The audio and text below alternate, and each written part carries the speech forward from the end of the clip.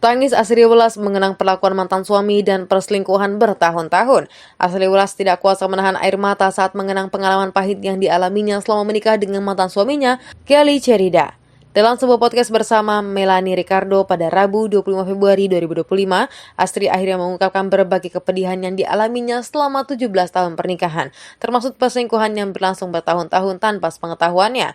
Astri Welas mengungkapkan bahwa pernikahannya dengan Gali dimulai sejak tahun 2007 ternyata penuh dengan kepedihan.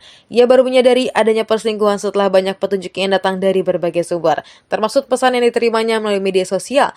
Bahkan anak sulungnya sendiri menjadi saksi atas perselingkuhan yang terjadi selama 4 hingga 5 tahun terakhir. Prinsip Asri Welas yang sangat jelas, ada hal-hal yang tidak bisa ditoleransi. Anak pertamanya juga melihat kejadian itu sejak lama.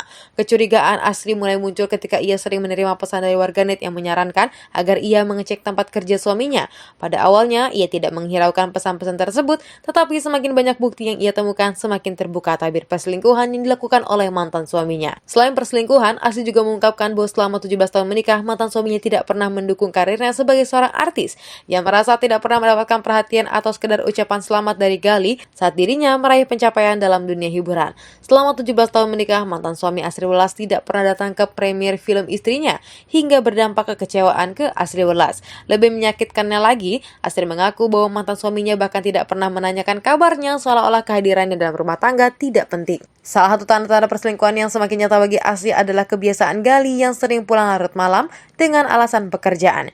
Namun yang lebih mengejutkan bagi Asri adalah kenyataan bahwa mantan suaminya ternyata tidak bangga dengan profesinya sebagai seorang artis. Gali sering menghindari acara-acara yang berkaitan dengan karir Asri dengan alasan kesibukan kerja dan urusan lain. Setelah mengetahui berbagai fakta menyakitkan, Asri Welas akhirnya memutuskan untuk mengakhiri pernikahannya.